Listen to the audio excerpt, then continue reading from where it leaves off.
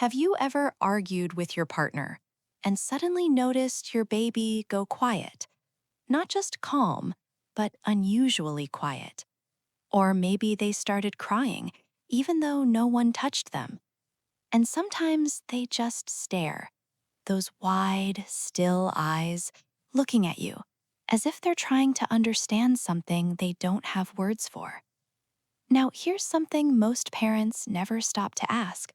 What understands more than you think, but just cannot express it?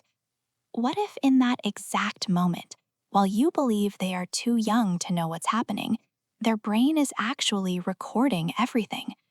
Because the truth is, even before language develops, the brain is already learning.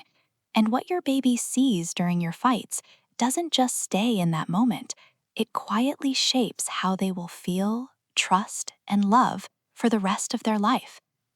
So let me ask you honestly, have you ever argued in front of your baby? Just take a second and think about it, and answer in your mind yes or no. No judgment, just awareness. Because what you're about to understand might completely change how you see those moments forever. Babies don't understand words, but they understand energy. They don't process logic, but they feel tone, expressions, and tension. A baby's brain works like a high-speed recording system. It doesn't filter. It doesn't explain. It doesn't say, "Mom is just stressed today." It simply records patterns. Loud voices feel like danger. Angry faces feel like threat. Sudden movements feel like fear. Now imagine this from their perspective. The two people who define their entire world suddenly become loud, tense, unpredictable. To you, it may be a small argument, something that will pass. But to your baby, it feels like the environment itself is changing.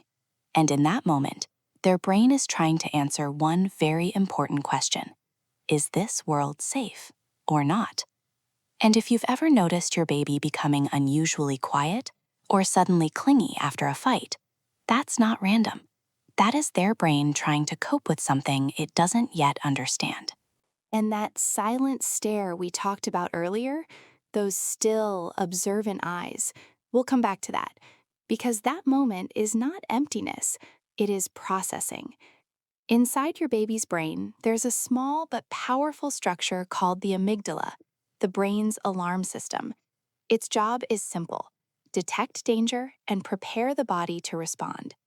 But in babies, this system is extremely sensitive.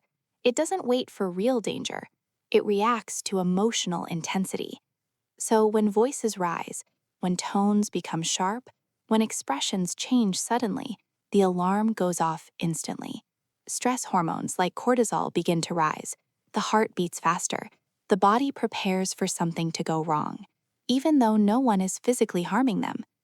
And here's the key: the brain does not need real danger to feel unsafe. It only needs the feeling of it. And for a baby, that feeling comes from you. So when this happens again and again, the brain starts adapting. It rewires itself to expect stress, to expect conflict, to expect emotional unpredictability. This is what we call early emotional conditioning. Now, think about this for a moment. Do you believe babies remember these fights? Or do you think they forget everything because they are too young?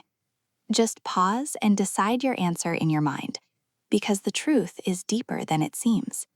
Babies may not remember the fight in the way adults remember events, but they become shaped by it. Their body remembers, their nervous system remembers, their emotional patterns remember. Think about your own life. There are reactions you have today that you cannot fully explain. Maybe a raised voice makes you uncomfortable. Maybe tension in a room affects you instantly. Those reactions didn't start today. They were built over time. In the same way, during the first few years of life, a baby's brain is building its emotional blueprint. It is deciding how to respond to stress, how to trust people, how to regulate emotions. And these lessons are not taught through words. They are learned through repeated emotional experiences. So if a baby grows in an environment where voices rise often, where emotions feel unpredictable, their brain adapts to that pattern. And that silent stare, the one we mentioned before, that is the exact moment this blueprint is being written. When babies experience conflict, they usually respond in 3 ways. Some cry, this is the protest response. Their system is overwhelmed and they are signaling distress. Some become clingy, they hold tighter, they seek closeness, trying to find safety again. But then there is a third response, the one most parents misunderstand: silence. The baby becomes very still, very quiet, watching everything. And many parents think this means the baby is okay. But this is actually the freeze response. The brain is saying, I cannot fight this, I cannot escape this, so I will shut down. That silent stare is not calmness, it is survival. Now think back honestly. Have you seen this in your baby? Crying, clinginess, or silence? Just notice which one feels familiar. When this pattern repeats over time, it begins to shape the child's future. The brain becomes wired for alertness instead of ease. The child may grow up always scanning for emotional changes, always sensing tension, even when everything is fine. They may struggle to regulate emotions because their system learned instability early. Some may avoid conflict completely, while others may unknowingly recreate it. And many carry a quiet sense of stress inside, without fully understanding why. So now ask yourself something deeply important. Do you want your child to feel safe in relationships, or constantly prepare for emotional storms? Now, here's something that might surprise you. The goal is not to never fight. That is not realistic. Every relationship has disagreements.